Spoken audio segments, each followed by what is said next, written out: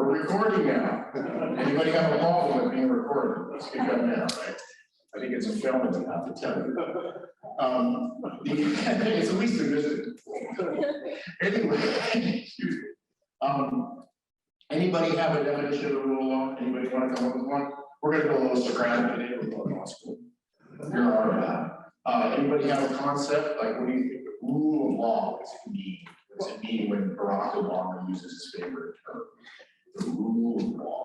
Well, isn't it kind of the reverse of like bills of attainder that don't exist in America? Like the king says, this is the rule, and that's the yeah. It's part of it, right? Is a rule, a law derives from the people that we are the consent of the governor. All right. Yeah, for sure. Anybody recognize this? Where we're at? That's exactly what it is. It's management. Okay, it's probably the single loneliest place on earth, isn't it? I think that picture because that's the camp. That's the actual camp in 1943. Probably the lowest point in the history of the Supreme Court. And you know, when you look at that, you're looking, you see this desolation, this isolation, and this concept, and you say to yourself, how did this happen in America where we have a rule of law? Right? Well, how did this happen? Right? And who's there to protect? Right? There's the start. Like, what entity, what concept, what are we looking for? What institution is there to assure that? Because your last name is Kuramatsu, and that's the sole and only reason why you're being sent to this camp. How did that happen in America, right? Like, it's really what I see when I go there, and there's this desolation that serves as a metaphor for what the court actually did in Kuramatsu, which is not answer the question at all. They simply didn't address it. It just said, well, you're not going to worry about it. But Justice Siegel Black, the Supreme Court, you'll find, is famous as much for its dissents and what is said in dissent during a key moment in time, as it is for what it says in its rulings. We're all heirs of the American experiment. You know, what does that mean? Well, what it means is that part of the institution and what the rule of law in part is meant to do is protect against what the founders called the tyranny of the majority, right? I think Lin-Manuel Miranda actually looks a lot better, actually. But here's where we're going to start. Let's go down the road. What's the issue we're going to talk about today? What are we going to talk about today? Like, what's the specific part of the rule of law we're talking about? Roe v. Wade, and what's Roe v. Wade involved? Okay, wait. Reproductive rights, abortion rights, what else? Precedent, integrity of court, and your friend, there's a lot that's involved here. Stare decisis, right? We'll talk about that, but we're going to lead up to that. I'm going to give you the stare, that's the decisis of the starting part. But part of what is important, I think, for you all to keep in mind is that what we're also talking about, right, is this tyranny of the majority concept, this imposition of majority non-thinking. Except non-thinking majority of thinking. Good point. It's the majority of Texans. It's the majority of Mississippians. It's the majority of Louisianans. Okay, so and then we'll get there. But anyway, the idea was Alexander Hamilton didn't, it wasn't like he didn't think about this, and then Madison and the founding fathers didn't think about this. Here, this is really, I want you all kind of read along with me, but believe me, how many of y'all saw Hamilton?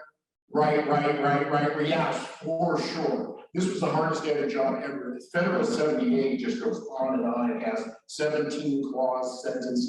It's insane. But this is really important. It is not with a view to infractions of the Constitution only. It's not with a view to infractions of the Constitution only, that the independence of judges may be an essential safeguard against the effects of occasional ill humors in society, right? These sometimes extend no farther than to the injury of the private rights of particular classes of citizens by unjust and partial. It's exactly what we're dealing with right now. 2021, 1791, no difference, exactly what we're dealing with. It's not only serves to moderate the immediate mischiefs of those which may have passed laws, but operates as a check upon the legislative body. A check upon the legislative body, passing them. Then what? Ill-humored laws that invade private rights, yeah? Okay, considerate men of every description ought to prize whatever will tend to beget or fortify that tempering the court, tempering the ill humors of society, if you will. As no man can be sure that he may not be tomorrow the victim of a spirit of injustice by which he may be a gainer today. Okay. Now he's obviously focusing on property rights, slavery. He was, all the things that were at issue then, but we get it, right? The concept of private rights and the concept of a check on legislative power is right there. And it extends to the state's power. Something happened between 1861 and 1865. What happened? There was Civil War over slavery. 13th, 14th, 15th Amendments outlawing slavery, right? Ensuring that all persons are citizens. Dred Scott, everybody remember what was Dred Scott? Very famous case. The second, most people consider Korematsu the second lowest point. The first lowest was Dred Scott. African Americans, persons of African descent in America are not persons under the Constitution. That's all. That's what that was meant to do. No state shall deprive any person, that includes African American men pretty much, of life, liberty, or property without due process of law. And that means state. See that state part? Now we're talking about the majority of state legislatures, right? We're moving on. When was women's right to vote? Oh, we're getting there. You hold right out there. We're gonna get back to that. Give me a second. Give me a second. Okay. Give me a second. Real honest, John. Hold on a second. It's coming right up in content. Private rights. Okay, now let's just talk about how that 14th Amendment gets implemented. What does it really mean? What does the concept of liberty, what does it mean? What does due process mean? In fact, give me your sense of it. Anyone real quick? When you think of due process of law, what do you think it means? What do you think of? Do you think of being able to have to go to court, got to prove, got a reasonable doubt, that kind of stuff, you got probable cause to search a car, that sort of thing, right? Well, to justices of the Supreme Court and to Alexander Hamilton, it meant more than that. Let's explore that. This is the decisives that we're going to start, right? The first thing we look at, and the first thing that the court takes up, 1891, is can a woman, this is for real, can a woman be subjected to a vaginal exam, okay, in order to pursue a civil case for damages? She had to be compelled to do that, okay? Answer is no, she can't. They came with it up.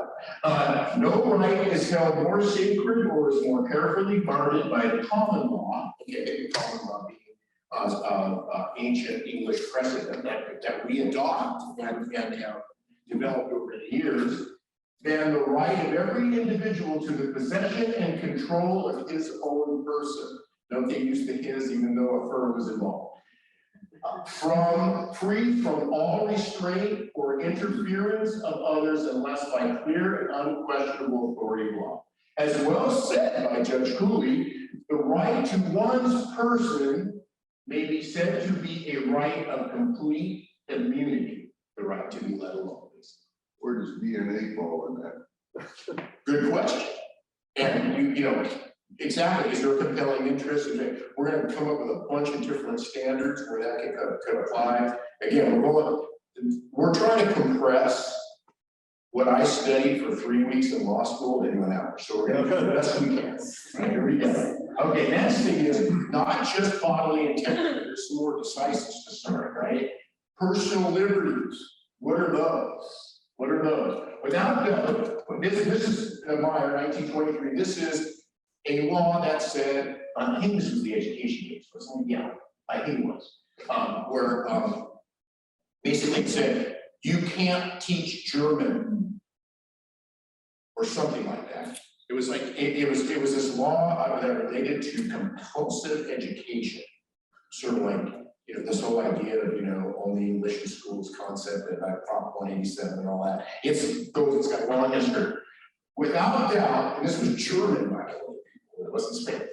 Without doubt, it denotes not merely freedom from bodily restraint, that was our Botsford case back in 1891, but also the right of the individual to contract, we'll take that out a little later, to engage in any of the common occupations of life, to acquire useful knowledge, that's what this case is about, to marry, establish a home, marry, establish a home, start looking, now we're starting to look at reproductive rights concepts, those concepts are coming in, and bring up children, okay, see how these concepts are starting to come in, 1923, to worship God according to the dictates of his own conscience, and generally to enjoy those privileges long recognized in common law.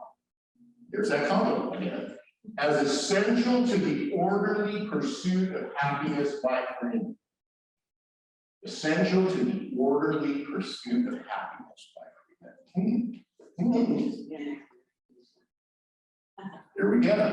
Now we're talking about something more than just compelling you to have a vaccine. Can't do that. Jacobson, 1905. Right? But we can tell you, you don't want to get a smallpox vaccine, you don't get to come out in ordinary society. You get to stay home. We can do that. That's the difference, right?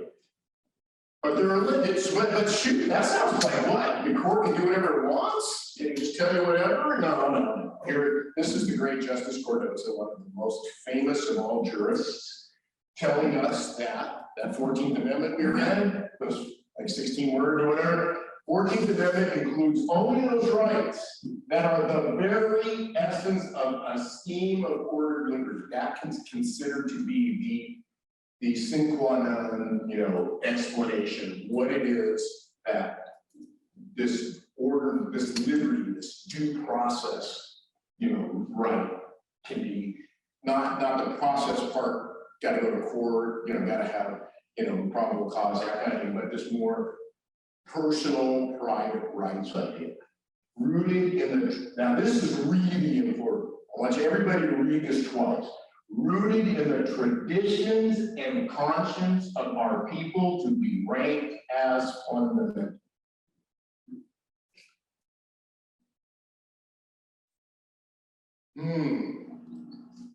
Very important. Our people agree on what that is.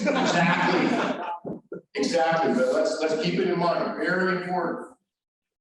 I'm going to take you to a quick thing we got to know, separation of powers. That's what we were talking about a little bit earlier. Legislative branch, executive branch, you all learn this in civics or whatever, right? You know, however you learn it. Okay, now, this is really important because, well, real quick background, historical background. Everybody knows the New Deal was challenged by courts and FDR had the Court Act, remember all that, right? Well, that all related to minimum wage laws. The Lochner court said, well, you can't impose a minimum wage law. They have the right to contract for whatever wage they want. That's a personal liberty. Remember we talked about the right to do all that? No, you can't do that. Child labor law, no, you can't do that. It doesn't matter, 16, 14, where do you draw a line? Who knows? You know, and people were not happy with that. Like, because basically there were these laws that people were, you know, there was not anyway, off we go. The doctrine that due process, but this is kind of the context of that.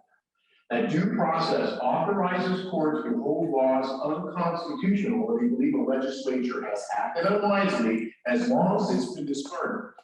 Recall our 1791 Federalist 78.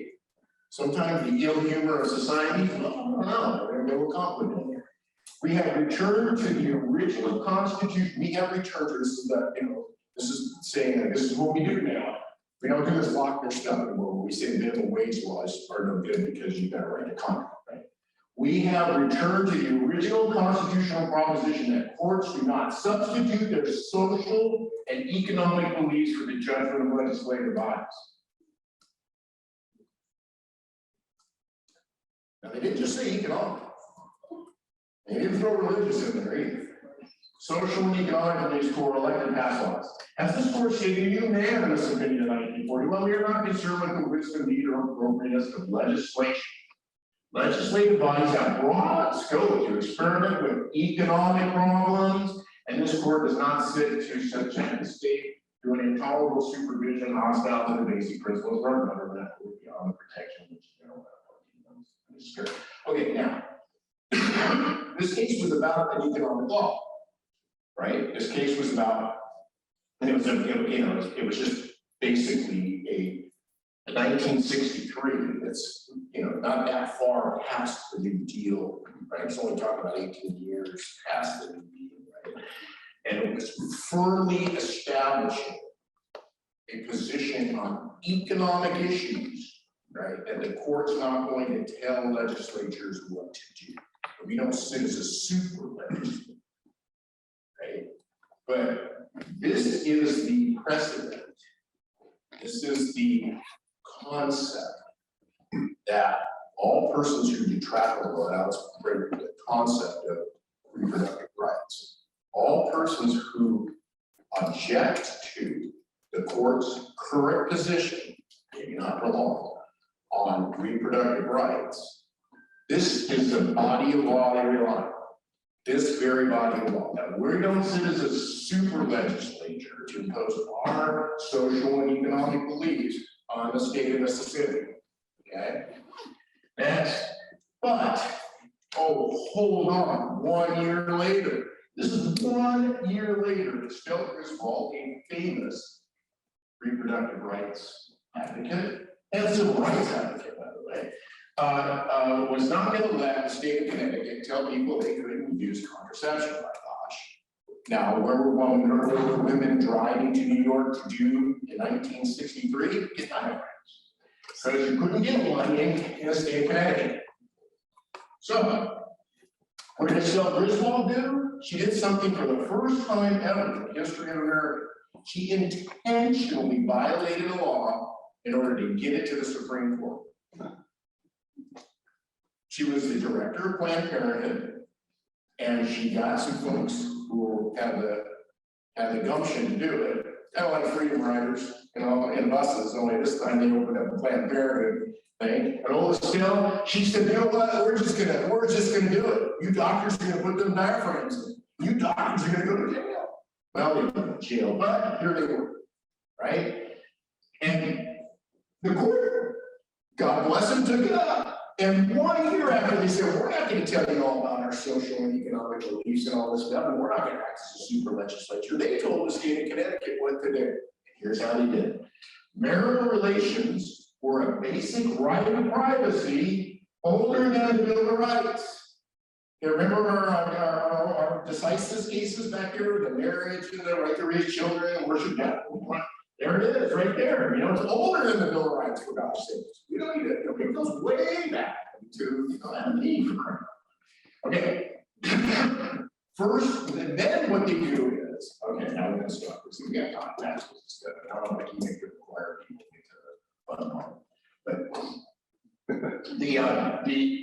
they called it the penumbras of the Bill of Rights. Do anybody know what a penumbra is?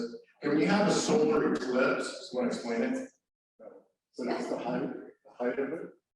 Shadow.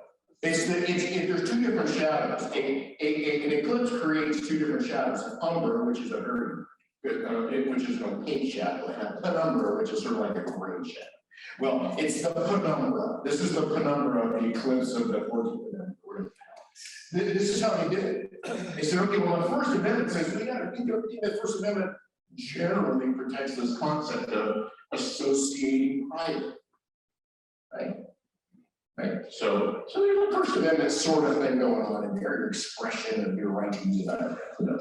The third and fourth amendments protect the sanctity of the home. So what are you gonna do? You're gonna go in and arrest who are you gonna arrest? And how are you gonna do it? You need a flashlight? Remember we talked about the case where the gal kid, this was 1891, she could be subjected to, what do you take a flashlight, see if there's a diaphragm in there? It's like, we're not gonna do that, for God's sakes. The third and fourth amendment, like the quartering of homes for crying out loud. We're going through this whole nonsense.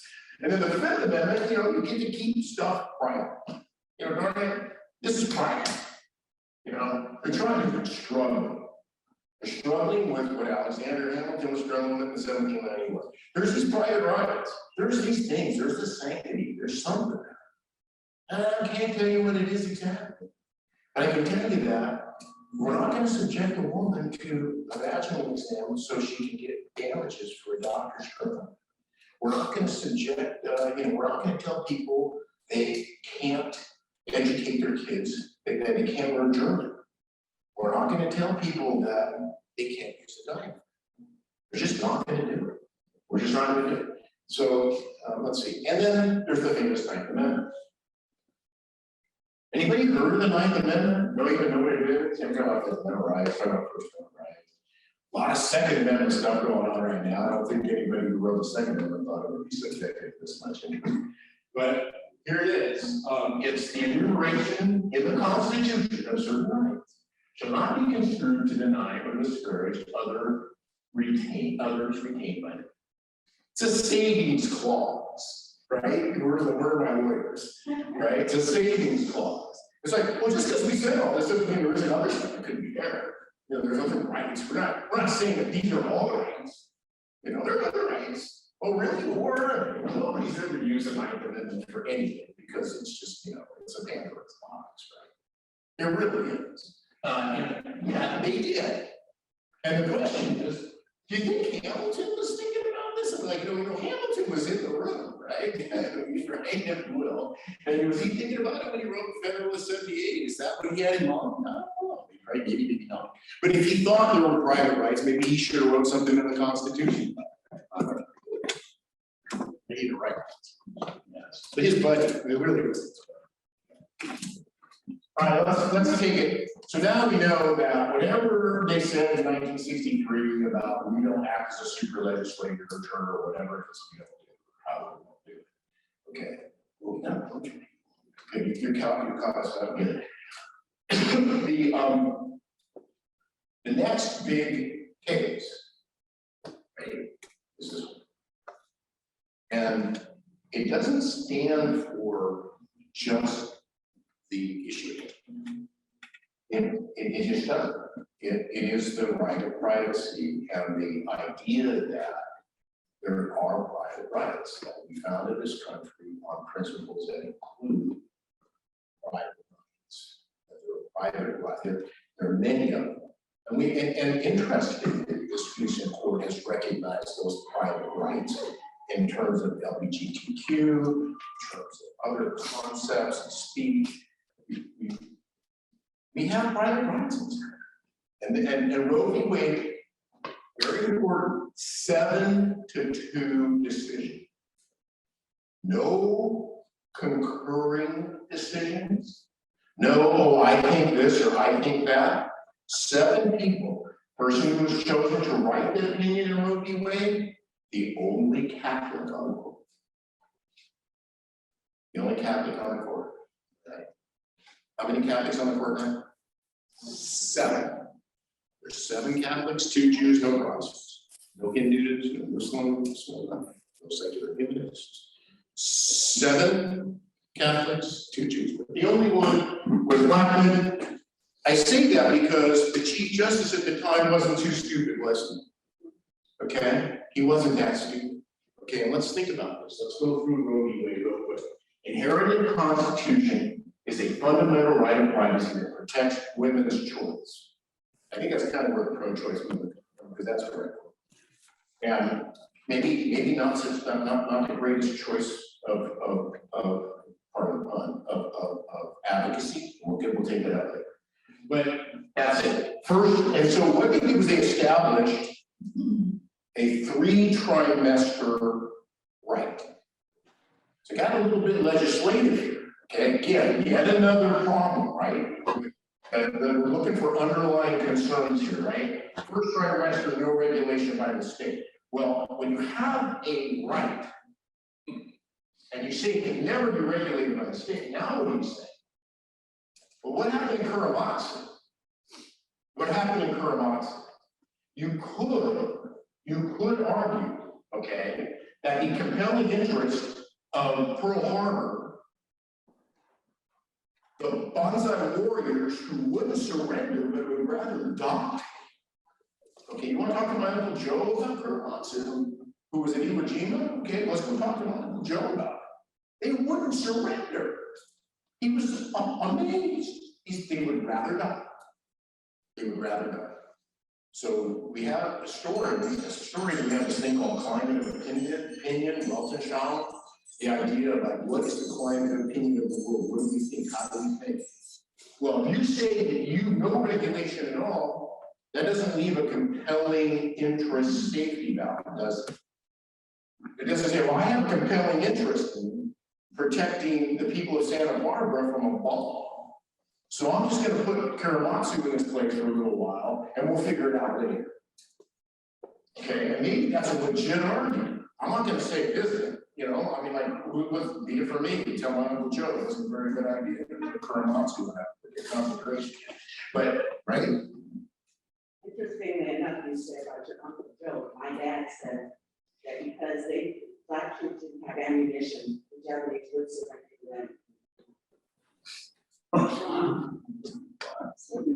Did you all hear that? No. You know what? Can we use the other mic?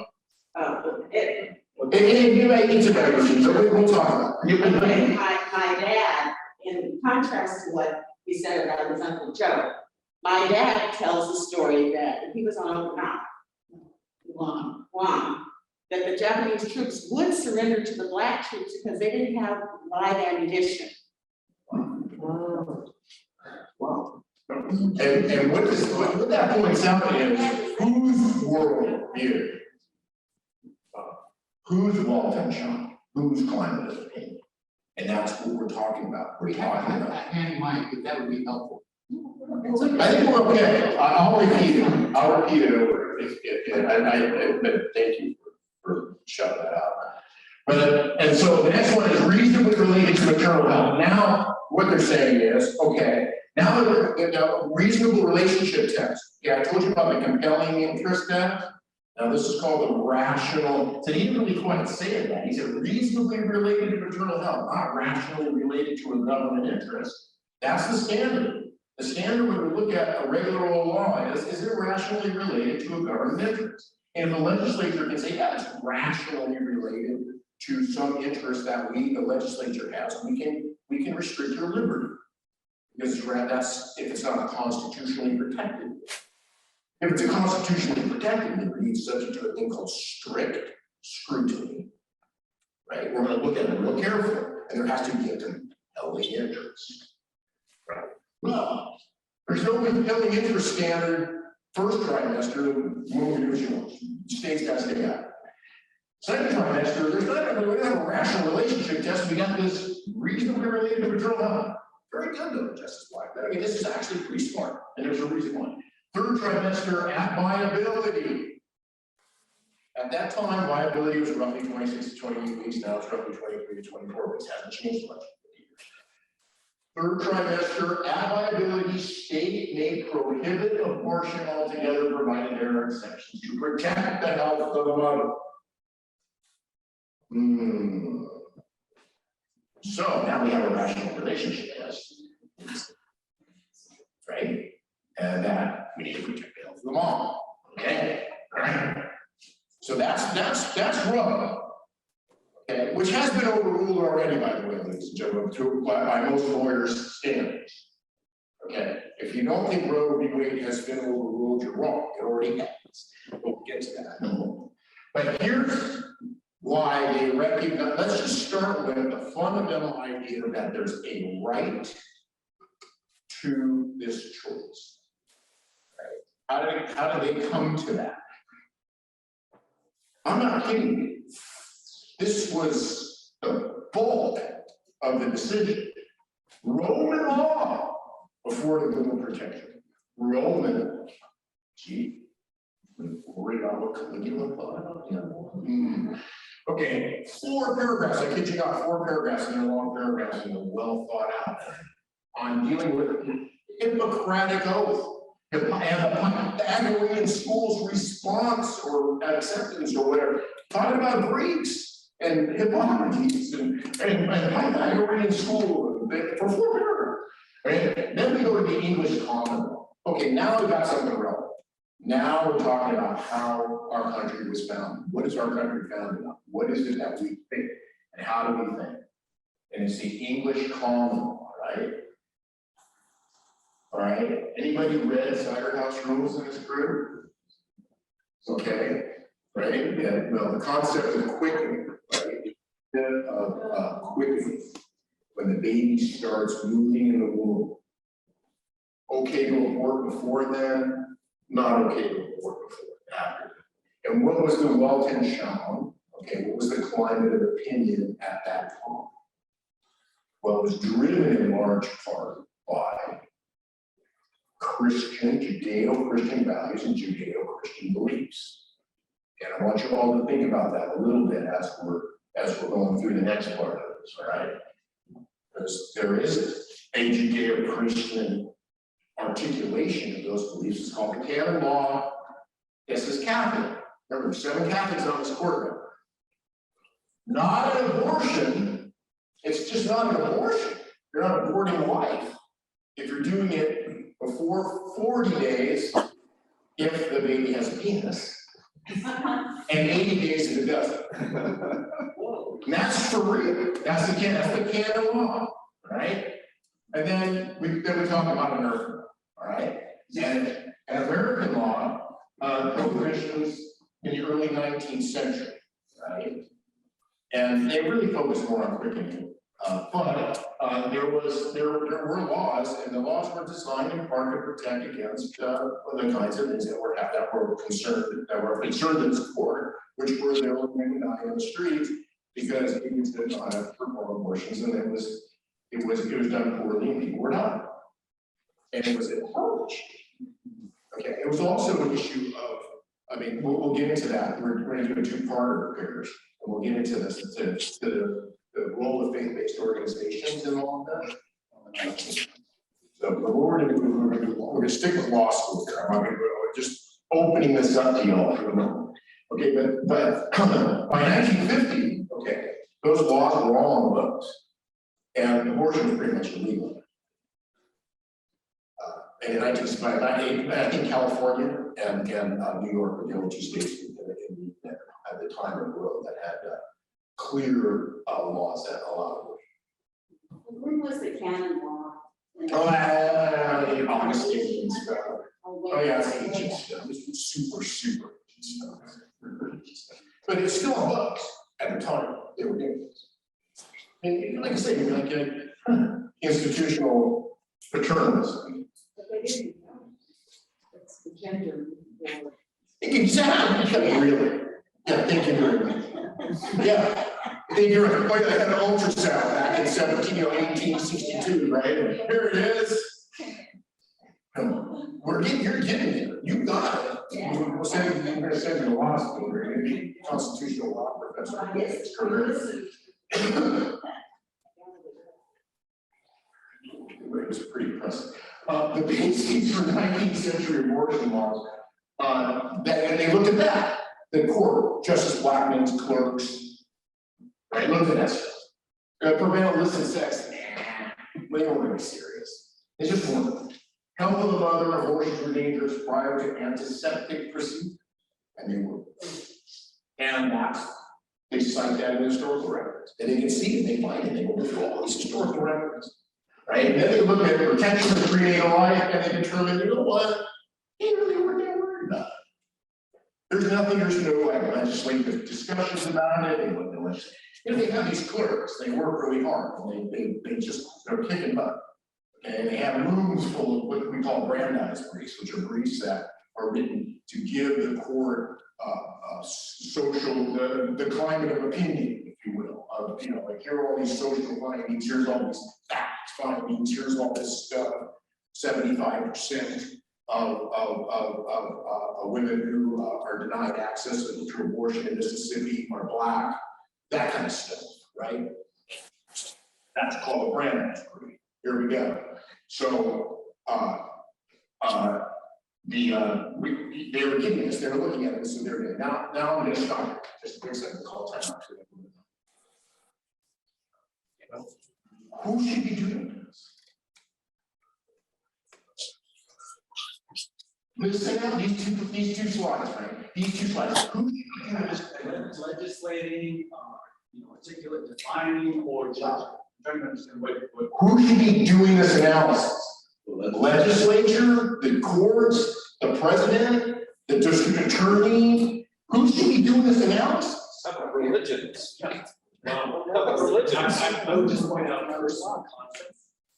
To your point about there now being 7 Catholics on the Supreme Court. The Catholic Church, theologians emphasize the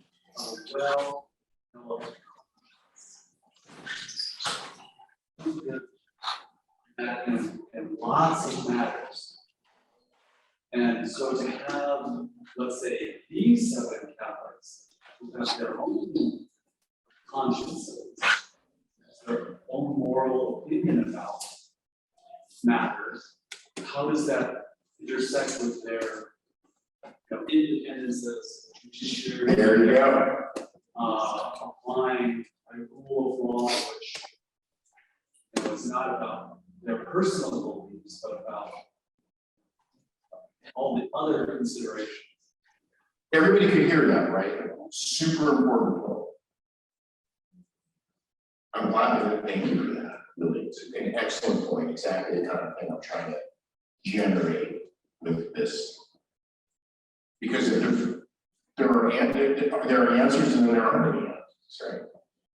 I mean, I think we're dealing with a situation, dealing with a set of circumstances where it's the single unique constitutional right. And we're going to see why. And well, the last bullet there, prenatal life was not the issue. That there is no real tradition, no ancient tradition anyway, to have funerals or memorial services or anything like that for a miscarriage. So the idea that life begins at conception is a novelty. It's a recent innovation, and it's specific to particular religions. It is a religious belief. Everybody heard that, right? You got to stop the voice. Thank you. All right, let's move along on our law school seminar. Here's how the right of privacy is articulated.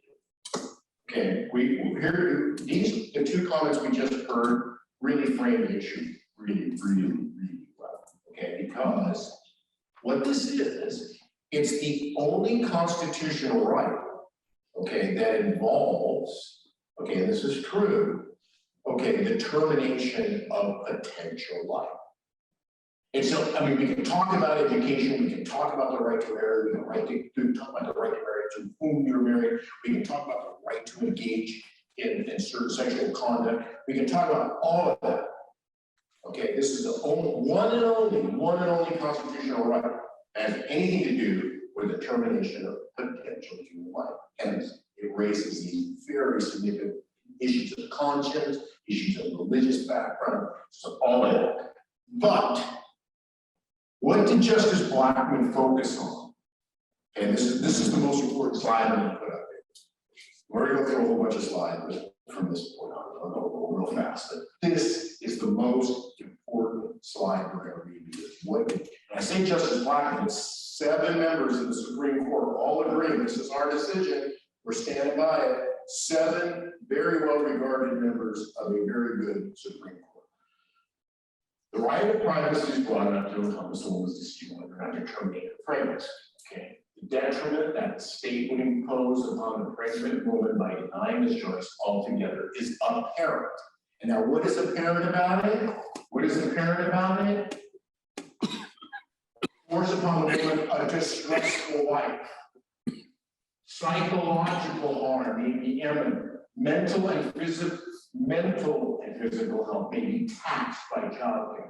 The distress for all concerned, the unwanted child, and there was the problem of bringing a child to a family already unable psychologically and otherwise to care for it. In other cases, as in this one, the additional difficulties and continuing stigma of unwed motherhood. What's Justice Black and what's the court worried about here? Real quick, Frank, before you leave, fellow brother. Sorry, I didn't get this in fast. Well, these are the pragmatic considerations, apart from any of your other beliefs, but it seems to me they're concerned about the impact on the mother and the legal situation and. Women's health, the health of the woman. Okay, I'm gonna stop right here. I wanted to get to this before the choir folks had to leave, and I'm sorry. But here's the deal. All right, here's the deal. 81% of Americans unequivocally agree that if the health of the mother is at stake, abortion should be allowed. Okay, I'm gonna say it again.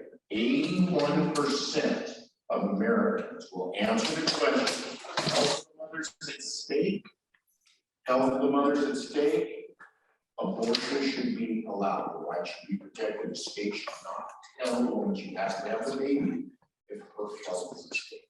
So then the question becomes, what is the case like? What's the health of the woman? If you have any interest in that, read Title. Sure. I mean, I know it sounds crazy, it's fiction, it's not a legal book, but if you have any interest and if you want your head to be turned, especially the men in the room, you want your head to be turned about what health of the woman means, okay, read that book. Okay, because Blackman has it right here. Blackman has it right here. We're going to talk on the 19th about the role of faith-based organizations, the role of faith-based organizations. You know, going around all the time about constitutional. Let's talk about, you know, whatever it is that, you know, everybody wants to talk about on this issue, you know, damn conservatives or whatever it is. They talk about all of that health of the woman. And they don't see the health of the woman as whether she's going to die or not if she has that baby. Okay, that's not what they're focused on. Most important slide, all right? Okay, question then, shoot, who's the fellow that left? I forgot his name. Kind of just not Frank. Bill. Thank you. Too bad, because this is his slide. This is his slide. Except hey, through I'm sorry, this is really hard. 3 weeks. No indication in the language of the Constitution that a person includes the unborn. Citizens are persons born or naturalized. Right, so we're just gonna let's go all the way back. Yes.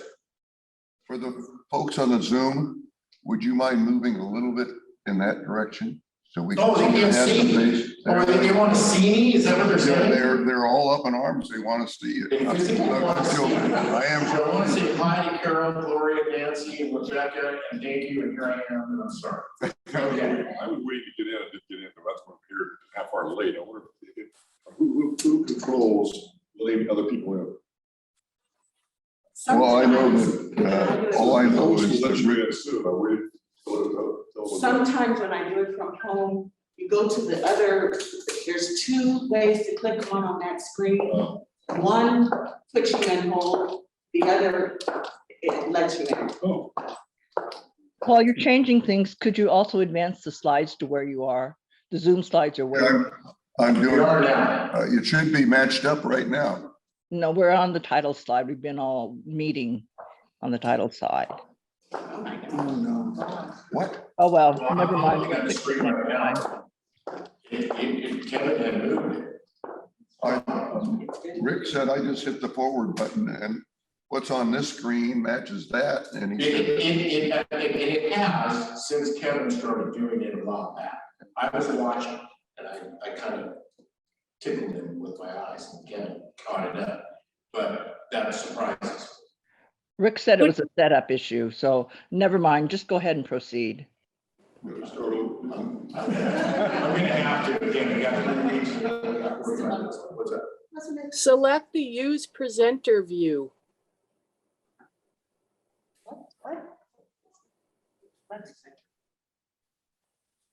Oh, that's their computer issue. Wasn't it the Supreme Court that held that corporations were persons? You all here? Wasn't it the Supreme? Yes, Citizens United. Considered the fifth worst decision of the Supreme Court by all legal scholars. That is relevant for this slide. In some respects, yeah. There you go. Thank you. That's good. That's good. I like it. What we're saying to law school too. I really didn't think about it, but that's a fact, right? Okay. That's really important. Okay, and again, remember, because we're gonna get to it. I'll get to it. I don't want to get too far ahead of us. Throughout a major portion of the 19th century, remaining legal abortion practices were far further than they are today. And that's just kind of really a nutshell. Well, Texas said, wait a minute, life begins at conception. So, you know, you don't have the compelling interest, you can come up with all this stuff, you can come up with strict scrutiny, you can tell us all you want. We're the state of Texas, darn it. We're the state of Texas legislature, and we decide that life begins at conception, and we have a compelling interest to protect that life, darn it. And that, irrespective of a stupid constitution, by God, we're Texas, right? And we should be able to protect that life. All right, we got the time. I'm going to tell you this story. So this was, I spent 75 minutes in a law school class arguing this point to 65 other students and the professor in 1981. I thought I was a hot shot. I did good first year. Right? Thought I knew everything. Come blowing into this class. Really didn't know much because I didn't even know who the professor was. Super popular class. Couldn't understand why there were so many darn people at this conference. For darn crowd conference. Thinking to myself, I'm going to argue this point. Watch me. You know, I hadn't converted. I hadn't undergone my personal reformation yet. I was still Catholic, and so there's that too. And here I was, and I'm thinking. I'm just going and going, and the professor keeps going. He keeps asking questions. He keeps going, keeps going, keeps going. I keep going, I keep going, I keep going. And I just, you know, I'm just like appalled at the end. And I have all these notes and thing, and I got time, and I got all this stuff on my desk. And I think, I'm just going. So at the end of the class, right, you know, it's 64-1, right? And then, and don't forget, first UCLA law school class. First class in UCLA UCLA Law School history, that was 50-50. Half the people in that room would. Now, professor looks at me and says, Zorro, see me after class. 5 years of college, a year of law school, never had a professor look at me and go, Zorro, see me after class. So off I go. Guess who that guy was? Justice Blackmun's clerk. Why were all those people in that room? Why were all those people in that room? Why was everybody there? Well, they knew a lot more than I did, obviously. This guy was just as black as clerk. And we got to really wait. Well, he didn't say a word, basically. It was me and 64 other people in the class, banging away. Second year law students, 30-some thirds. What did he tell me when I got in there? So, you know, sorry, I have a room full of dead women. A room full of dead women in my office. You can argue that all you want, sir. You can argue it to kingdom come. But I have a room full of dead 16-year-olds. That's pretty much all I'll say about that. All right? That's pretty much all I'll say about that. But it sort of changed the perspective. And it's a little odd that a 66-year-old rich white guy is standing up here telling you about what he would. Because this isn't a 66-year-old white guy's problem. We'll move on. But that's why like Texas's interest in life beginning at conception was something that he was willing and just Blackmun, a devout, mass going every Sunday Catholic, was able to write this vision. All right, John, you got to pay attention to this one, right? Yes, sir. Here we go. The Regent's result, Justice Rehnquist, soon to be Chief Justice Rehnquist, To reach its result, the court necessarily has had to find within the scope of the 14th Amendment a right that was apparently completely unknown to the drafters of the amendment, that is the 14th Amendment. As early as 1821, the first state law dealing directly with abortion was enacted by the Connecticut legislature. State of Connecticut figures prominently in the right price. By the time of the adoption of the 14th Amendment in 1868, there were at least 36 laws enacted by state and territorial legislatures limiting abortion. Every woman in the room, tell me what's wrong. The hardcore, complete fallacy of this argument. Every woman in the room. Every single woman in the room. All 36 of those legislatures were comprised of rich white men. Well, here you go. Here's Emily Pankers, the most famous suffragette. We have to free half of the human race, the women, so they can help to free the other half. You want to hit that forward? Maybe Oh, yes, I'm sorry. Yeah. Rehnquist's problem here. What's his problem? What's the problem with everybody who wants to say that, well, you know, where's the right to have an abortion come from? What's the problem? There's two problems. They're asking the wrong question. It's not the right to have an abortion, right? They're asking the wrong question. The second thing they're doing, right, is they're looking at a worldview that only involves rich white men. Oh, I have to walk every once in a while. I have a back. I didn't want to walk in front, see if I can do this. I fly in front of this. Right? So that's your problem with Justice Rehnquist. And what is Justice Rehnquist? He's a rich white man. Okay? Well, and so was black men. Somehow I figured out how to deal with this, right? But that's the problem with that argument. Okay? That's the problem with that argument. And you're going to hear it endlessly. Next slide. Here's the other thing that old Justice Rehnquist said. Let's let everybody else work this out.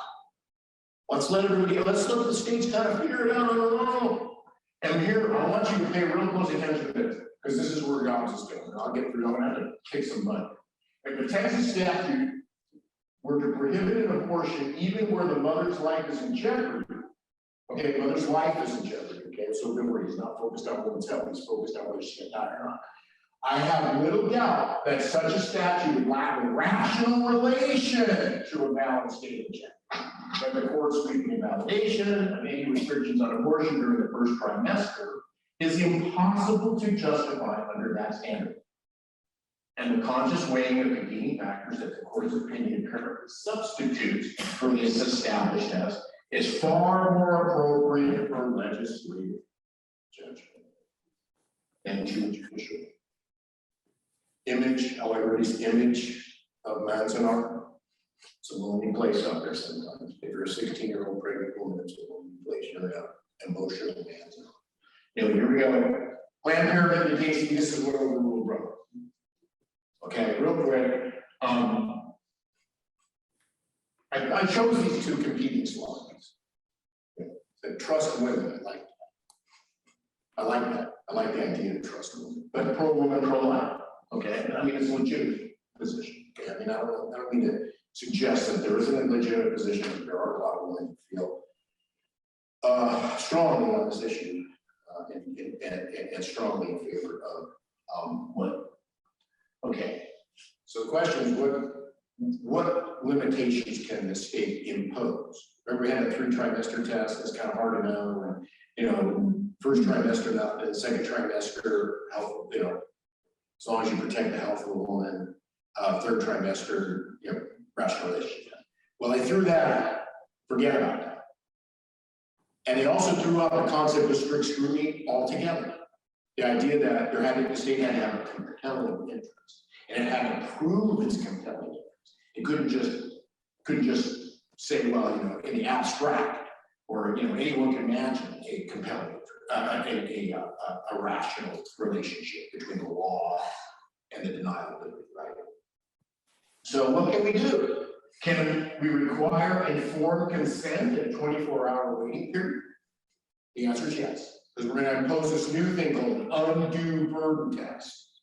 And we're gonna say, well, 24-hour waiting period. So we're gonna tell you all the things about, you know, what you can and can't do, all the things that are available to you. You can adopt, you can do this, you can do that.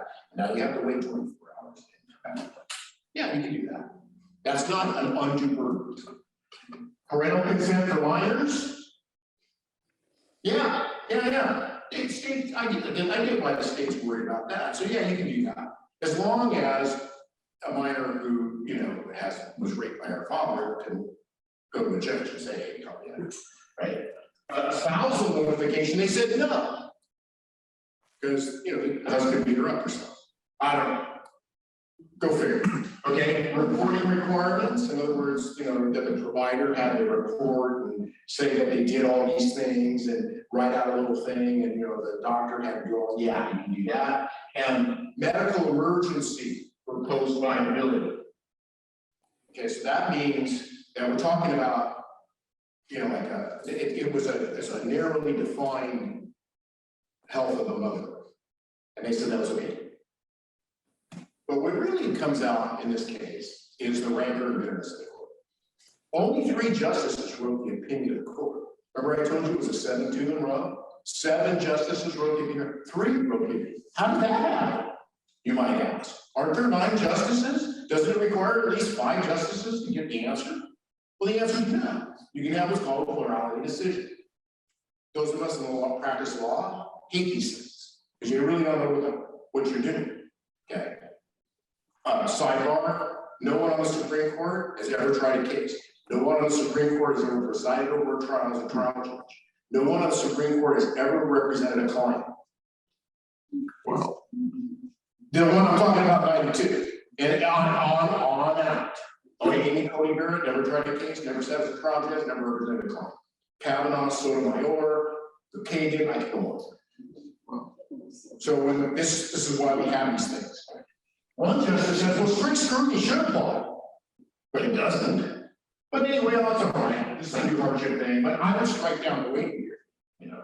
And then one justice, black, said, wait a minute, strict scrutiny apply, we're always correctly decided, and all of the restrictions are unconstitutional. So he's saying, wait a minute, no, read my decision as well. He's one of the long voice in there, but you know, 3 + 1 + 1 equals something. Because there were only 4 justices who said no. Roe v. Wade should be overruled. So it wasn't overruled. Time. Now, remember the slide, Blackman's basis for this right?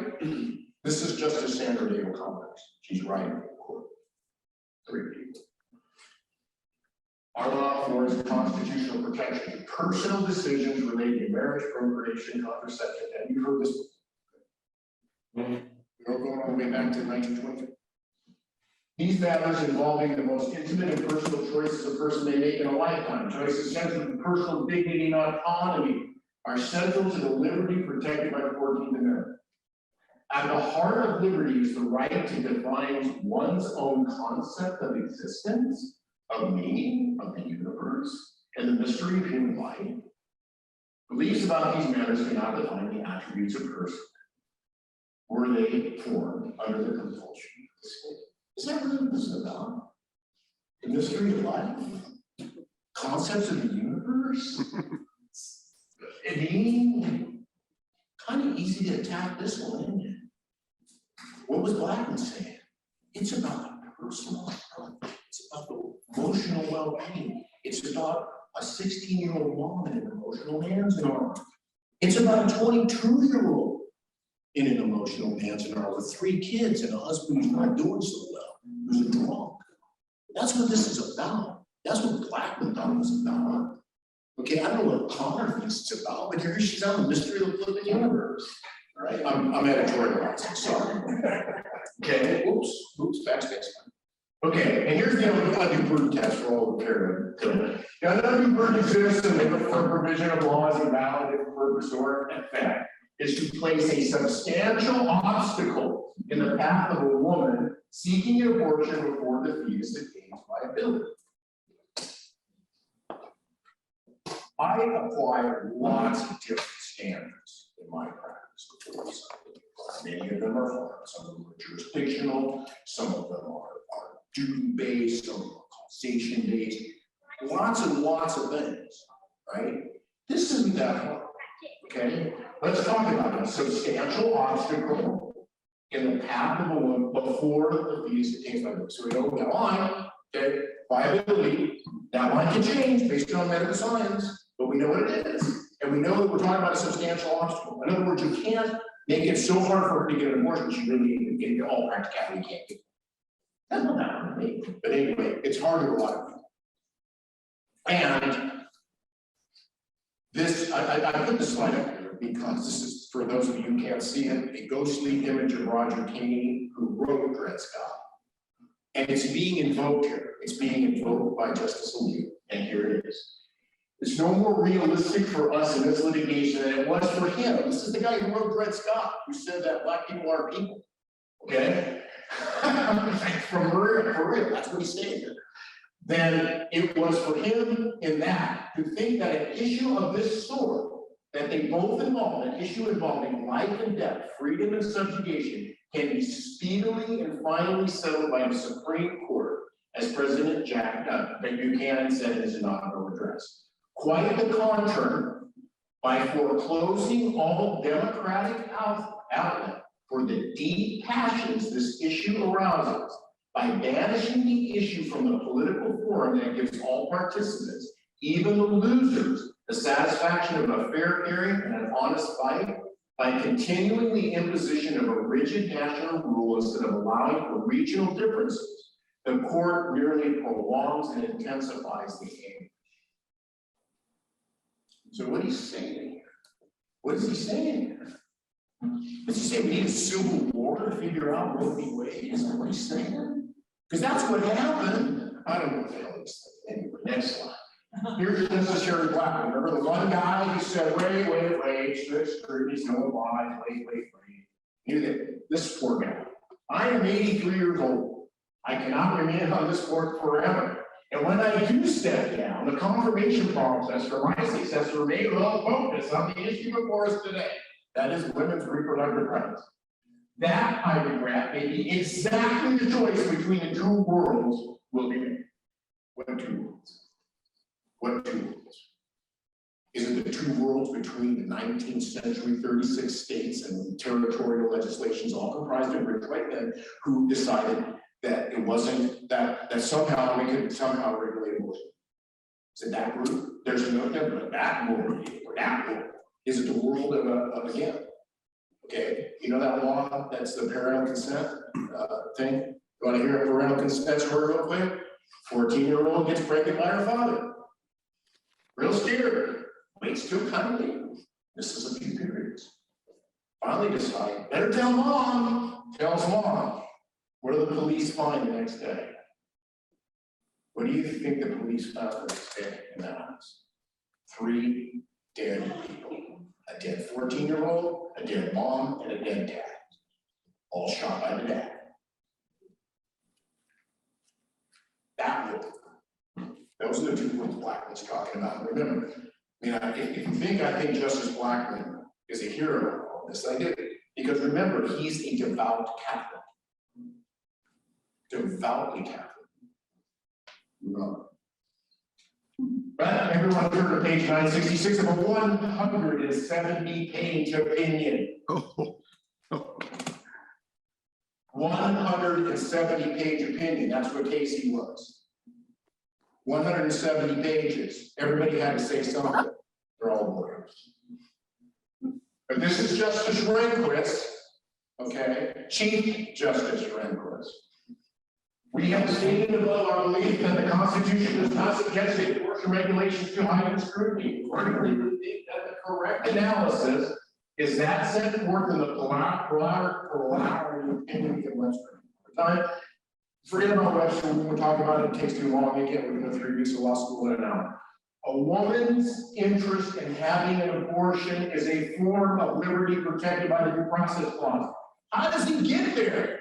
And then it says, wait, but states may regulate abortion abortion procedure in ways rationally related to a legitimate state interest. So he says it's a form of liberty, it's protected by the 14th Amendment, but the state can do it by a rational relationship test. Remember what the rational relationship test is. Anything in the abstract. Any legitimate interest in the abstract. We can go all the way back to that slide I handed you about likely into conception. And there's your rational relationship. Okay, I said this wasn't hard to apply, it really isn't. But right after Casey, there are 3 other decisions. That Webster decision, a couple others, Woods v. Burton, blah, blah, blah, let's define this thing. Okay, and every single one, what do they do? There's 5 decisions by the Supreme Court, and every single one of them says pre-viability, right, can't mess with it. Pre-viability, right, can't mess with it. Pre-viability, can't mess with it. Pre-viability, can't mess with it. Here's another call, hell is it. 5th one, can't mess with it. Supreme Court rejected lower court's application of the rational basis test. The 5th Circuit said, no, we're gonna apply that rational basis test. I'm gonna do what Rehnquist said. What the heck? You know, that 3-1-1-1-4-6-8 decision you got, I'll just screw it. They did. And then they said, this is a Supreme Court in a 5-4 decision saying, no, you can't apply the rational basis test to the Texas requirements regarding it has to be in a hospital and it has to be by a licensed physician or certified on standards. No, you don't. That's a substantial obstacle. It's not that hard to figure out, people. The statement from the 5th Circuit that legislatures and not courts must resolve questions of medical uncertainty is consistent with our case law. This is 2018. Okay, we're not talking about 50-year-old president or blah, blah, blah, or anything else. 2018. It furthers a state, and how do you apply this test? It furthers a valid state interest. In other words, actually valid. You can't just do it in the abstract. You have to have a real state interest. It confers a benefit that outweighs the burden. In other words, mainly we're talking about women's health. What are we talking about here? Okay, we're not talking about abortion rights, we're talking about health rights, women's health rights, right of a woman to her health. Okay, and it's based on credible evidence. That kind of relates to the first one. They got to show that, and it serves a valid state interest, and some things do, right? Some things do. Yeah, you don't want back alley abortions. You don't want people who aren't licensed. You want people to that kind of stuff, right? Sure. And you know, do you want an informed abortion? Do you want them to know that there's a state haven law? And if they have the baby, they can give it up for adoption. The state will take it. Yeah, that's okay. That's okay. All right. When you see this, what's the first thing you think of if you're an old man like me? I had to put the slide up there because it's all Martian world, right? The medium is the message. The medium is the message. What is the problem with secular humanists dealing with this problem? When we let secular, and we're talking about this on the 19th. I get a little passionate for start. I kind of feel a little bit about this. What's the name of the company? What's the name of the defendant? Jackson's Women's Health Organization. It's women's health justice, it's not abortion justice. Okay? That's what Blackman recognized in 1973. He knew it. He understood it. Okay? And what's the first rule of advocacy? If you're going to convince somebody of something, what do you have to have? If you're going to convince somebody of your position, whatever it is, and I respect the other side's position, obviously you know what side I stand on by now. All right? You have to have clarity and purpose. Hashtag abortion justice does not evoke clarity of purpose. It's not the right to have an abortion. It's a right of a woman to protect her personal well-being. That's what's at stake. I did not pose the question because, folks, it's going to get overruled. Whether all pre-viability prohibitions on private abortions are constitutional. What does the all suggest? The opposite. This is the court. This is the Supreme Court posing the question. This is the court. This is the question before the court. Whether all pre-viability prohibitions. So what that tells you is they're thinking some, right? Real quick, this is the gist of the act. It simply says, except in medical emergency. Remember that medical emergency thing we talked about? Okay, very restricted concept of what it means to protect a woman's health, right? Severe renal abnormality. Okay, you can't. You got the physician before making an abortion has to determine gestational age. If the gestational age that that physician determines is greater than 15 weeks, you can't do it unless, except in medical emergency or in case of your surrounding. Who gets prosecuted? The doctor, okay, not the woman. Okay, so it's it's designed, it's a Griswold. It's designed to be, again, it's using Griswold the other way. Everybody goes around, Estelle Griswold decided she's gonna do this purposefully violate the Constitution and change it. Except that there are none or very few abortion clinics where you can get any other opinion other than what's presented by the state. Exactly. On the briefs are rampant on this. I read it. It's amazing. Okay, but here are the findings behind this. Real quick. We're running out of time. 12 weeks, 75% of all nations. True. Soft island in Canada anyway. At 5-6 weeks, a heartbeat, at 8 weeks, moves about the womb. Remember we talked about quickening? Well, now we have a scientific basis for quickening. It's 8 weeks. 9 weeks, all psychological functions, physiological functions are present. 10 weeks, vital organs. At 12 weeks, stimulation from the world outside of the womb. I have scripture right there. Anybody know what that scripture is? Luke 1:41. Anybody know that? She felt the baby moved in her womb. Boom, there you go. John the Baptist moving in the womb. Okay, so there's scripture basis for this. And as Christians, we're Christians who take the Bible seriously, right? We're Christians who take the Bible seriously. Only part of it. John the Baptist left in the womb. Okay, stimulation from the outside world. Okay, off we go. Interest in protecting life to be on board. They're just explicit about it. Same as Texas. Let's try it again. It didn't work in 73. Let's see if it works in 2021. Protection, the medical profession, barbaric procedure. In other words, we don't want these doctors having to do this barbaric procedure. And protecting the life after 15 weeks is a higher risk of destroying. Totally wrong, by the way. Okay, it's 75 times more safe to have an abortion before viability than it is to bring the baby to term. Lower court, what did the lower court do? This is the Fifth Circuit. Remember the Fifth Circuit that said rational go? They learned their lesson. Here's what they said. This is the Fifth Circuit's lower. In an unbroken line, he to rope the Supreme Court's commercial cases have established and reaffirm a woman's right to choose an abortion before violence. Firm and reaffirm. They got it right. I think that this is exactly the state of law. Fifth Circuit's got it right. Exactly the state law. They didn't look at, this isn't a Newberg case.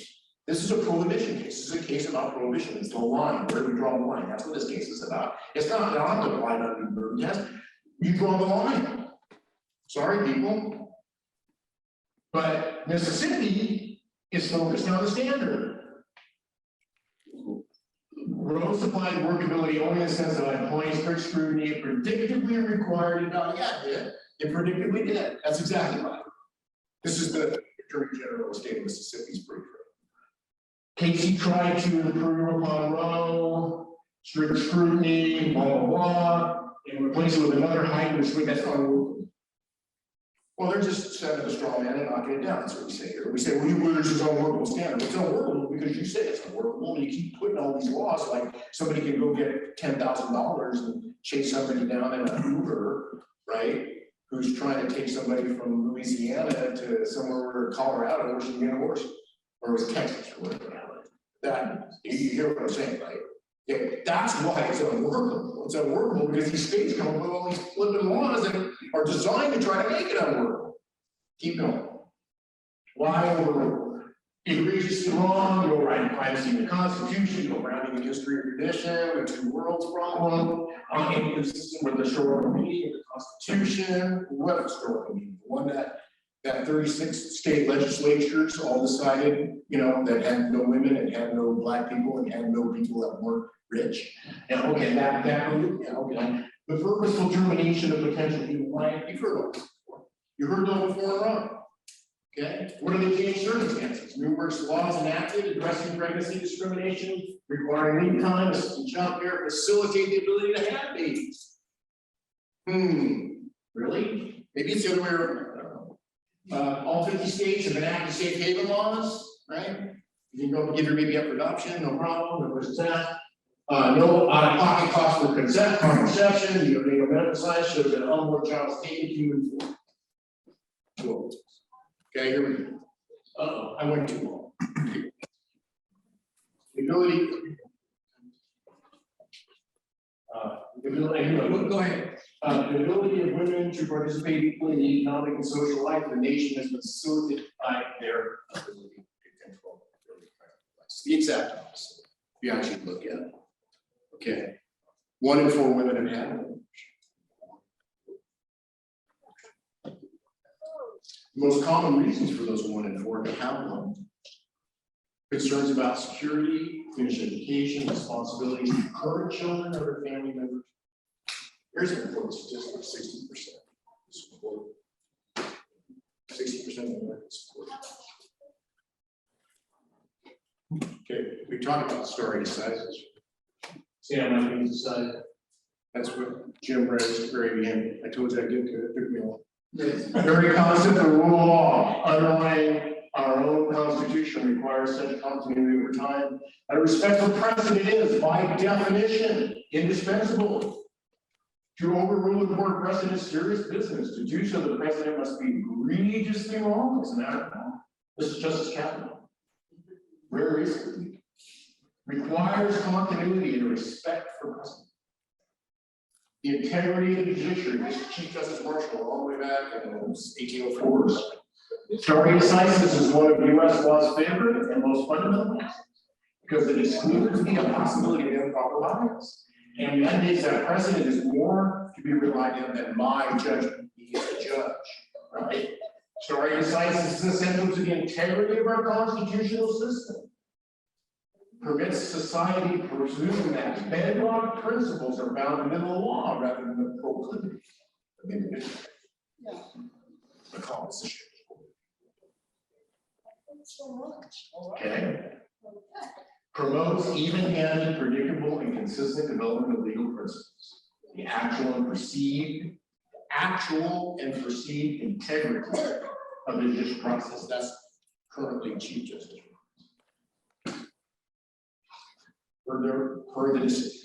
If you heard what was going on Wednesday morning, the first thing Justice Breyer said was, "Are we political hacks?" Seriously, that's exactly what Blackwood is. The very thing Blackwood for. Are we political hacks? That's true. But it's not in the Constitution. It's not in the Constitution. You know what? Here's Justice Sotomayor. I'm arguing versus medicine in the Constitution either. The very thing you say, you know, that we can do, that is strike down laws that outlaw AR-15s, that ain't in the Constitution. Very good. Sonia. This is about the court as an institution, not who yells the law. That's the only thing. Justice Tony Bear. How do we address overruling Roe v. Wade? That was, there's many quotes I could put up there. I thought these were fun, all right? And somebody thought we were. Frank Kavanaugh, Constitution is silent, therefore neutral, right? Hey, and then the Constitution will learn another about this. So in hell, you know, if we apply the 10th Amendment, who applies the 10th Amendment? Nobody. The 10th Amendment is, if it's not in the Constitution, the states preserve the right. Okay? States could freely allow full voice. Well, the 14th Amendment came out. Right. Okay. Gorsuch, undue burden test is difficult. Benefit burden analysis, burden only. I think so. Yeah, I think so. And then, of course, there's Chief Justice Roberts. Hopefully, you can see this picture. It comes off better on the screen behind. But he's probably the most worried person on the planet. And the reason why is because he's saying to himself, how do I strike a compromise that doesn't destroy the integrity of this court? That's what he's trying to do. And so here's a scorecard. Yeah, so Breyer and Kagan, they're all in the whole lineup, I believe, for sure. And you got Thomas and Alito, it's not execution, all right. They've had that for the whole time. Yes, ask a question. No, he asked a question. Yeah, oh, it was idiotic. Roberts and Gorsuch hold line on constitutional right, abandoned liability line, 15 weeks is not approved. That's where I think they're coming down. And they're gonna try to recruit Kavanaugh, Barrett, somebody into their position. Neutrality means rational basis. I think that's where Kavanaugh's clearly headed. And Barrett, she might still buy the undue burden concept and just say this isn't an undue burden because there's other stuff now. And so what I think what Roberts is gonna desperately try to do is get Kavanaugh, Barrett, Alito and Thomas are off the table, right? So he's got to find a way to get Roberts, to get Gorsuch, Kavanaugh, and Barrett, the four of them together on a undue burden test that applies pre-viability, and this isn't an undue burden, and we're still gonna have this kind of mess. He's gonna try. I don't think he can do it. All right, so by the time we realized we needed a second presentation, the second chance, to clean things up, et cetera. Next Sunday is already taken, so it's the following Sunday when you'll be coming back. Yeah, and we'll review this, we'll do some questions, think about it, we'll take a quick review of this, and then we'll take up faith-based organizations, their role in it, and what our role as it would be in this issue, and how we address the continuing story of a very, very difficult, again, I'm a little passionate, sorry about that, but this is a big issue. You said it. Okay, so next Sunday, our topic will be the 19th. Damn. What? On wildlife. So You know who's the lead civil lawyer of Huntington Beach, Roseville?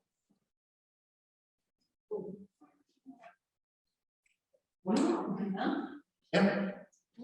Judge, AG-Reproductive asked me to be the lead civil lawyer. we have one person give us a That presentation. doesn't matter, I'll come anyway, I'll just sit and listen. By the way, Diane Carter is well. Who's in there? The friend of Diane Carter. Oh, yeah, that's excellent, you guys are gonna get a great, please show up for that. Because if it's the folks, that's gonna be a really interesting perspective on that. You should show up.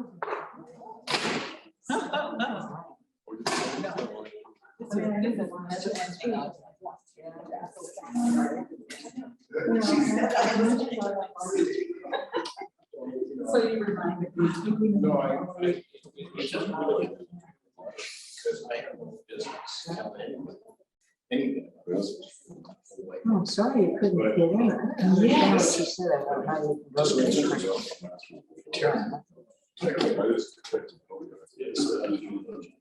That's terrible.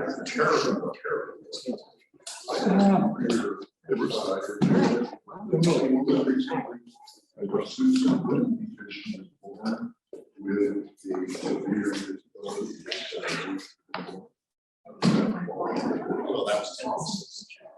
You listening to that? You listening to the oral argument.